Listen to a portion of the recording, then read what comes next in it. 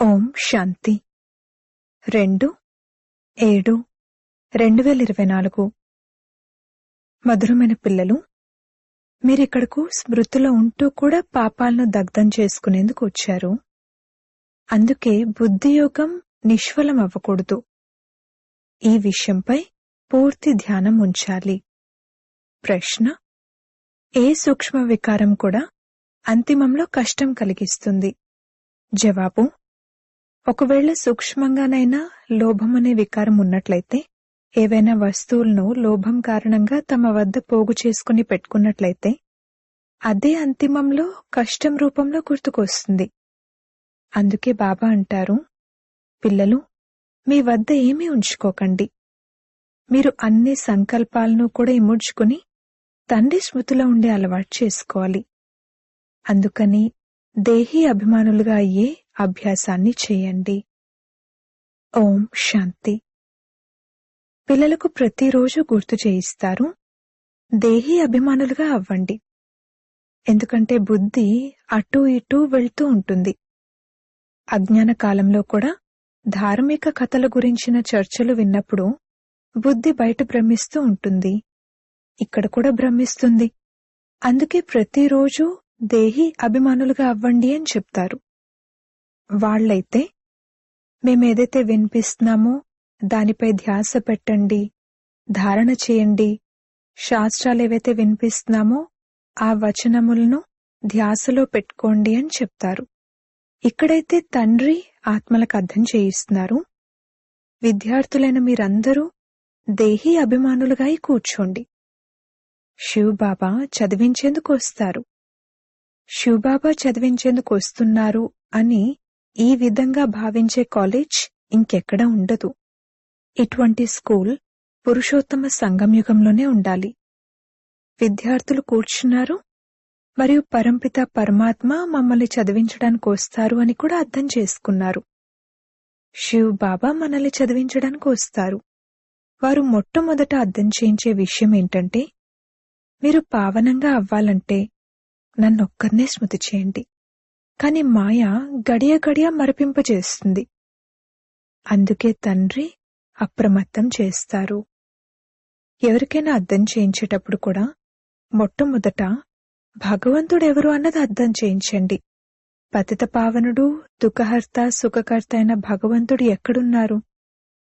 వారిని స్మృతి అయితే అందరూ చేస్తూ ఉంటారు. ఎప్పుడైనా ఏవైనా ఆపదలొస్తే ఓ భగవంతుడా దయ చూపించండి అని అంటారు.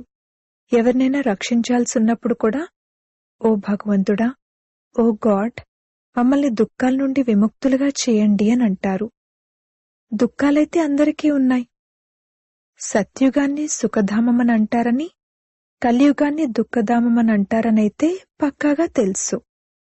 ఇది పిల్లలకు తెలుసు. అయినా కాని మాయ మరిపింపజేస్తుంది. ఇలా స్మృతిలో కూర్చోబెట్టే పద్ధతి కూడా డ్రామాలో ఉంది. ఎందుకంటే మొత్తం రోజంతట్లో స్మృతి చేయని వారు ఎందరో ఉన్నారు. ఒక్క నిమిషం కూడా స్మృతి చేయరు. కావున స్మృతిని కలిగించడానికి ఇక్కడ కూర్చోబెడతారు. స్మృతి చేసే యుక్తిని తెలియజేస్తారు. తద్వారా పక్కా అవుతారు. తండ్రి స్మృతి ద్వారానే మనం సతోప్రధానంగా అవ్వాలి. సతోప్రధానంగా అయ్యేందుకు తండ్రి ఫస్ట్ క్లాస్ అయిన రియల్ యుక్తిని తెలియజేశారు. పతిత పావనుడైతే ఒక్కరే, వారొచ్చి యుక్తిని తెలియజేస్తారు. ఇక్కడ పిల్లలైన మీరు ఎప్పుడైతే తండ్రితో యోగం ఉంటుందో అప్పుడు శాంతిలో కూర్చుంటారు. ఒకవేళ బుద్ధియోగం అటూ ఇటూ వెళ్ళినట్లయితే శాంతిలో లేనట్లు, అనగా అశాంతిలో ఉన్నట్లు. ఎంతసేపైతే బుద్ధియోగం అటూ ఇటూ వెళ్తుందో అంత సమయము నిష్ఫలమైనట్లే. ఎందుకంటే అందులో పాపాలైతే అంతమవ్వవు. పాపాలు ఎలా అంతమవుతాయో ప్రపంచానికి తెలీదు. ఇవి చాలా సూక్ష్మమైన విషయాలు. మీరు నా స్మృతిలో కూర్చోండి అని తండ్రి అన్నారు. కావున ఎప్పటి వరకైతే స్మృతి రూపీ తాడు జోడించబడి ఉంటుందో అంత సమయము సఫలత ఉంటుంది. బుద్ధియోగం కొద్దిగా అటూ ఇటూ వెళ్ళినా ఆ సమయం వ్యర్థమవుతుంది, నిష్ఫలమవుతుంది. పిల్లలు, నన్ను స్మృతి చేయండి అని తండ్రి డైరెక్షన్ ఉంది కదా. మరి స్మృతి చేయకపోతే అది నిష్ఫలమవుతుంది. దానివల్ల ఏమవుతుంది? మీరు త్వరగా సతోప్రధానంగా అవ్వరు. ఇక అది అలవాటైపోతుంది. ఇదిక ఇలా జరుగుతూనే ఉంటుంది. ఆత్మకు ఈ జన్మ పాపాల గురించైతే తెలుసు. మాకు గుర్తులేదు అని ఎవరైనా అన్నా కాని బాబా అంటారు, 3-4 సంవత్సరాల ఆయువు నుండి అన్ని విషయాలు గుర్తుంటాయి. తర్వాత అయినన్ని పాపాలు మొదట్లో అవ్వవు. రోజురోజుకు దృష్టి అశుద్ధంగా అవుతూ ఉంటుంది. త్రేతాలో 2 కళలు తగ్గిపోతూ ఉంటాయి. చంద్రుని 2 కళలు ఎంత సమయంలో తగ్గుతాయి? మెల్లమెల్లగా తగ్గుతూ ఉంటాయి. 16 కళల సంపూర్ణుడు అని కూడా చంద్రుణ్ణి అంటారు కాని సూర్యుణ్ణి అనరు. చంద్రుడిది 1 మాసం యొక్క విషయం, మరియు ఇది కల్పం యొక్క విషయం. రోజురోజుకు కిందకు దిగుతూ వస్తారు. మళ్లీ స్మృతి యాత్ర ద్వారా పైకెక్కగలుగుతారు. ఇక ఆ తర్వాత మళ్లీ స్మృతి చేసి పైకెక్కాల్సిన అవసరం ఉండదు. సత్యుగం తర్వాత మళ్లీ ఇక దిగడమే. సత్యుగంలో కూడా స్మృతి చేసినట్లయితే ఇక కిందకు దిగనే దిగరు. డ్రామానుసారంగా కిందకు దిగాల్సిందే. కావున అక్కడ స్మృతే చెయ్యరు. దిగడం కూడా తప్పనిసరే. మళ్లీ స్మృతి చేసే ఉపాయాన్ని తండ్రే తెలియజేస్తారు. ఎందుకంటే పైకి వెళ్ళాలి. సంగమంలోనే తండ్రి వచ్చి ఇప్పుడిక పైకి ఎక్కే కళ ప్రారంభమవుతుంది అని నేర్పిస్తారు. మనం ఇప్పుడు మన సుఖధామంలోకి వెళ్ళాలి. తండ్రి అంటారు, ఇప్పుడు సుఖధామంలోకి వెళ్లాలంటే నన్ను స్మృతి చేయండి. స్మృతి ద్వారా మీ ఆత్మ సతోప్రధానంగా అవుతుంది. మీరు ప్రపంచంతో పోలిస్తే భిన్నమైనవారు. వైకుంఠం ఈ ప్రపంచానికి పూర్తిగా అతీతమైనది. వైకుంఠం ఒకప్పుడు ఉండేది, ఇప్పుడు లేదు. కల్పం ఆయువును పెద్దగా చేసేసిన కారణంగా మర్చిపోయారు. ఇప్పుడు పిల్లలైన మీకు వైకుంఠం ఎంత సమీపంగా కనిపిస్తుంది. ఇంకా కొద్ది సమయమే ఉంది. స్మృతి యాత్రలోనే లోపం ఉంది. అందుకే ఇప్పుడింకా సమయం ఉంది అని భావిస్తారు.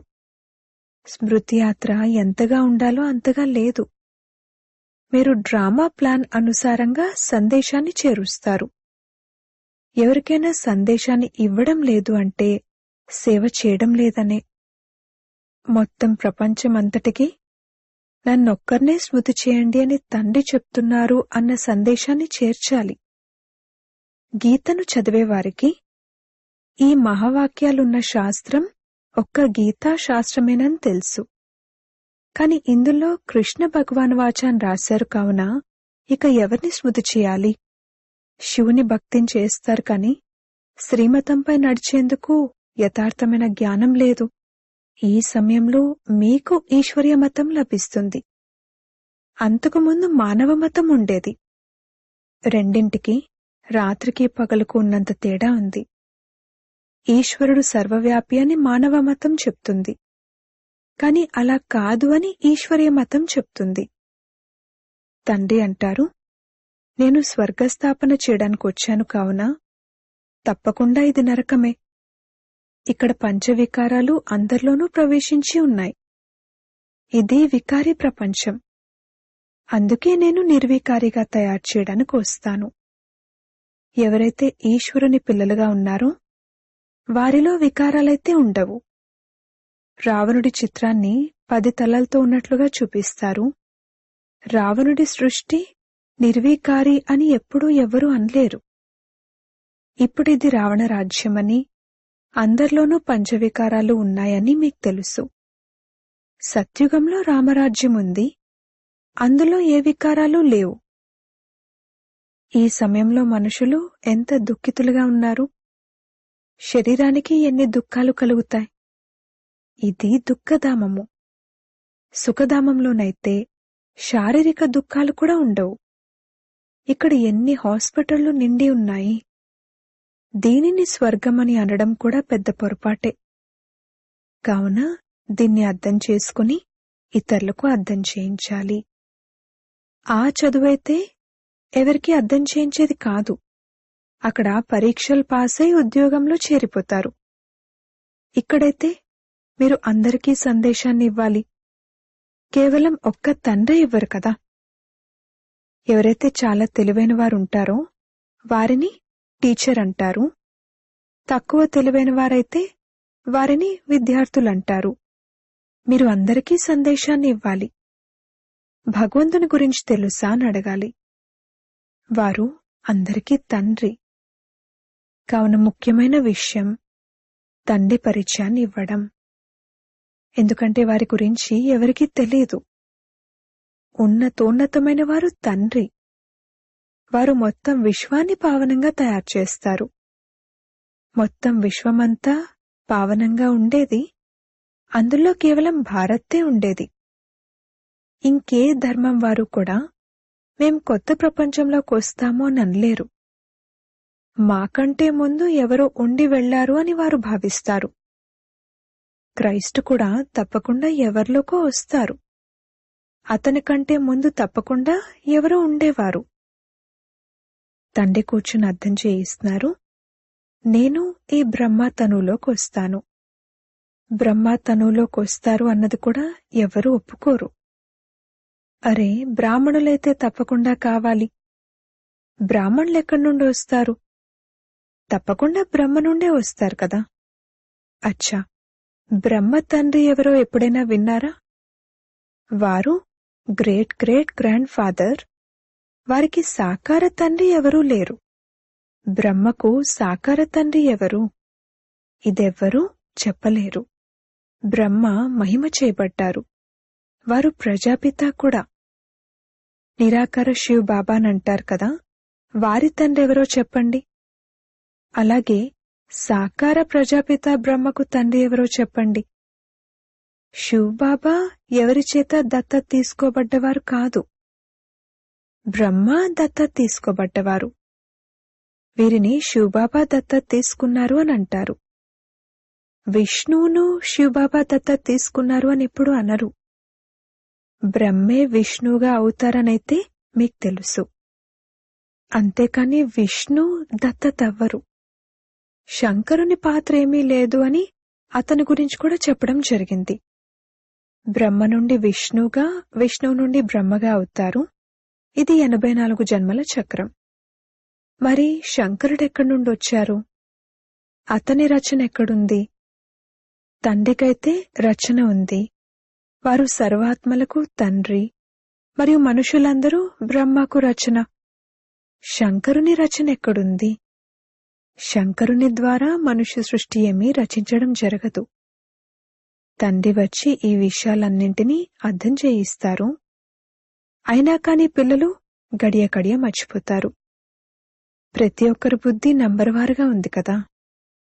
బుద్ధి ఎంతగా ఉంటుందో అంతగా టీచర్ చదువును ధారణ చేయగలుగుతారు.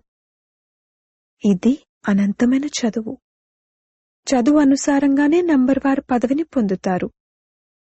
మనుషుల నుండి దేవతలుగా అయ్యే చదువు ఒక్కటే, కాని వంశం తయారవుతుంది కదా. తాము ఏ పదవిని పొందుతాము అనేది కూడా బుద్ధిలోకి రావాలి. రాజుగా అవ్వడమైతే కష్టతరమైన విషయమే. రాజుల వద్ద దాసదాసీలు కూడా కావాలి. దాసదాసీలుగా ఎవరవుతారు? ఇది కూడా మీరు అర్థం చేసుకోగలరు. నంబర్వార్ పురుషార్థానుసారంగా అందరికీ దాసీలు లభిస్తూ ఉండొచ్చు. మరి జన్మ జన్మాంతరాలు దాసదాసీలుగా అయ్యే విధంగా చదవకూడదు. ఉన్నతంగా అయ్యేందుకు పురుషార్థం చేయాలి. సత్యమైన శాంతి తండ్రి స్మృతిలోనే ఉంది.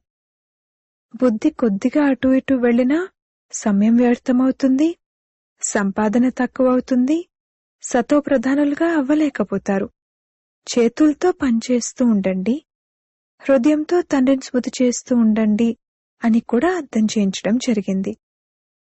శరీరాన్ని ఆరోగ్యవంతంగా ఉంచుకునేందుకు అటూ ఇటూ తిరగడం అనేది కూడా చెయ్యండి, పర్వాలేదు. కాని బుద్ధిలో తండ్రి స్మృతి ఉండాలి. ఒకవేళ ఎవరైనా పక్కనుంటే వ్యర్థమైన విషయాలు మాట్లాడకూడదు. ఇదైతే ప్రతి ఒక్కరి హృదయము సాక్ష్యం చెప్తుంది.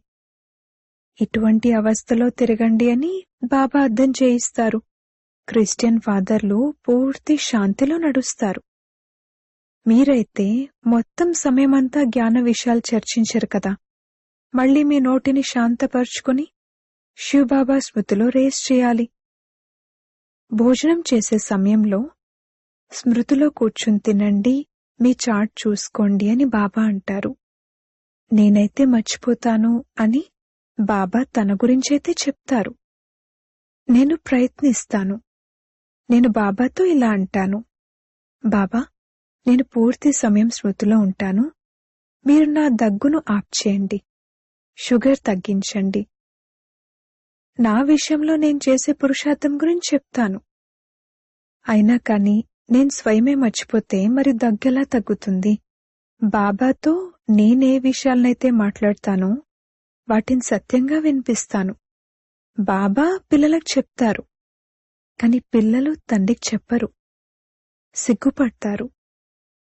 ఊడ్చేటప్పుడు, భోజనం తయారు చేసేటప్పుడు కూడా శివబాబా స్మృతిలోనే చెయ్యండి.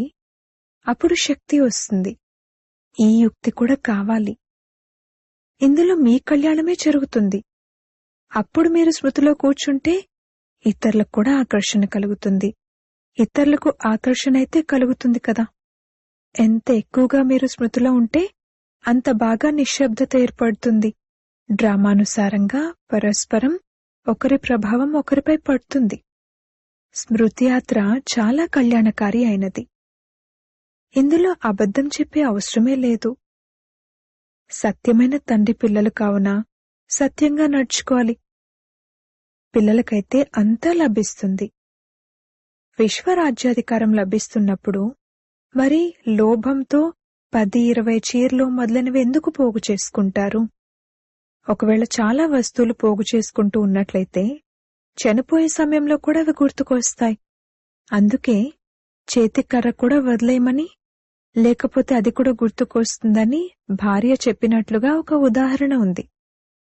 ఏదీ గుర్తుకు రాకూడదు, లేకపోతే తమకు తామే కష్టతరం చేసుకుంటారు. అబద్ధం చెప్పినట్లయితే పాపం 100 రెట్లు పెరిగిపోతుంది. శివబాబా బండారం సదా నిండి ఉంటుంది. ఎక్కువ పెట్టుకోవాల్సిన అవసరమేముంది? ఎవరి వస్తువులైనా దొంగలించబడితే వారికి అన్నీ ఇవ్వడం జరుగుతుంది. పిల్లలను మీకు తండ్రి నుండి రాజ్యమే లభిస్తుంది అన్నప్పుడు మరి బట్టలు మొదలైనవి లభించవా? కేవలం వ్యర్థంగా ఖర్చు చేయకూడదు. ఎందుకంటే స్వర్గస్థాపనలో అబలలే సహాయం చేస్తూ ఉంటారు. వారి ధనాన్ని అలా వ్యర్థం చేయకూడదు కూడా. వారు మీ పాలన చేస్తారు కావున వారి పాలన చేయడం మీ బాధ్యత. లేకపోతే 100 రెట్ల పాపం తలపైకెక్కుతుంది. అచ్చా, మధురాతి మధురమైన సిక్కిలదే పిల్లలకు మాతాపితా బాప్దాదాల ప్రియ స్మృతులు మరియు గుడ్ మార్నింగ్. ఆత్మిక పిల్లలకు ఆత్మిక తండ్రి నమస్తే. ధారణ కొరకు ముఖ్య సారము.